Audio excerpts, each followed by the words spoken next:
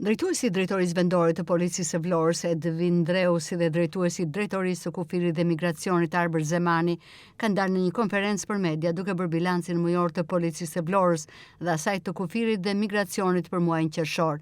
Drejtuesi i Policisë së Qarkut, Edvin Ndreu, tregon se prioriteti i policisë mbetet garantimi i rendit dhe sigurisë publike. Duke renditur disa nga prioritetet, Ndreu thotë se janë konstatuar 254 vepra penale ku 240 prej tyre janë zbardhur dhe janë evidentuar 280 autor, 42 raste sipas Ndreut më tepër. Ndreu thotë se janë realizuar 5 operacione të Policisë së Vlorës, ku 8 persona janë arrestuar dhe 1 shpallur në kërkim.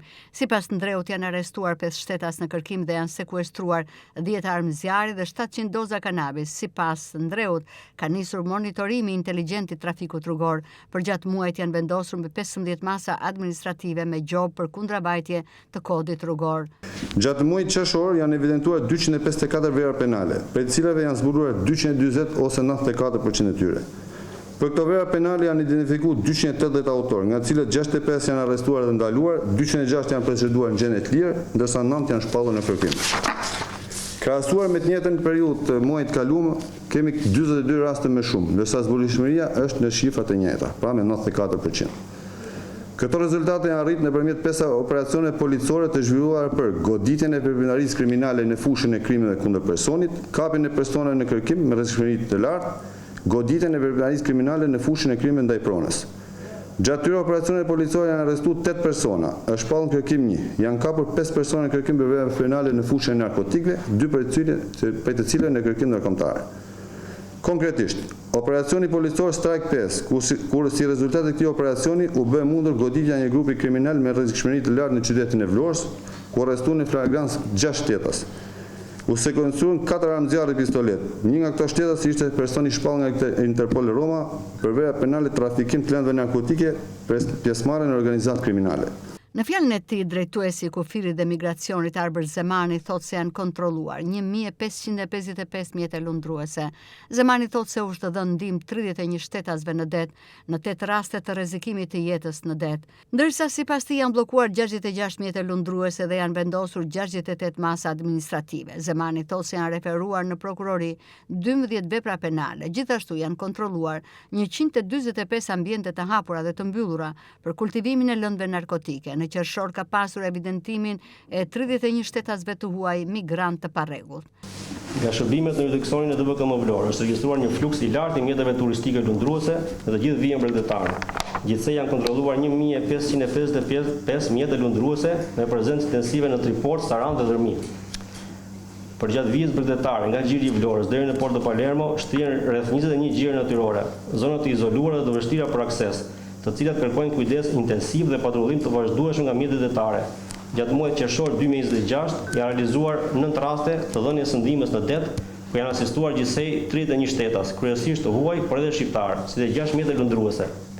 Gjatë muajit qershor, vëmendje e veçantë është kushtuar sigurisë detare dhe sigurisë së pushuesve në plazh.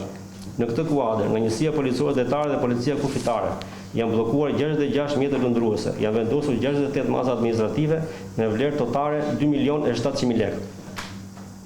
Por shkelje të perimetrit të sigurisë në det, mungesës dokumentacionit në bord, mungesës regjistrimit të pronësisë së mjetit brenda afatit, tejkalim të numrit të lejuar të personave në bord, qëndrim ose lundrim në ujërat e brendshme për te afatit 18 mujor, si dhe lundrim pa certifikatën e operatorit turistik. Ndërkohë, vijojnë kontrollet dhe monitorimet intensive në kufirin e gjelbëve dhe në hapësirën detare me qëllim për ndalimin e kalimeve të palishme, trafikimit të qenieve njerëzore, kontrabandës dhe çdo veprimtari tjetër kriminale ndërkufitare, në bashkëpunim të ngushtë me strukturat vendese dhe autoritetet homologe.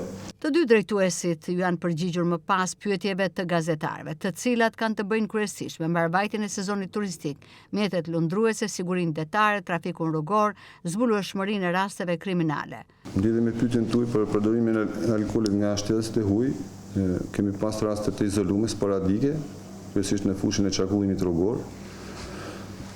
Janë proceduar, janë arrestuar për drejtim të automjetit mjët pa rregull, kemi pas një rast. Në një rast të tjera kemi pas incidente mjaft të vogla, të cilat janë trajtuar ose si konflikt ose me referim në prokurori.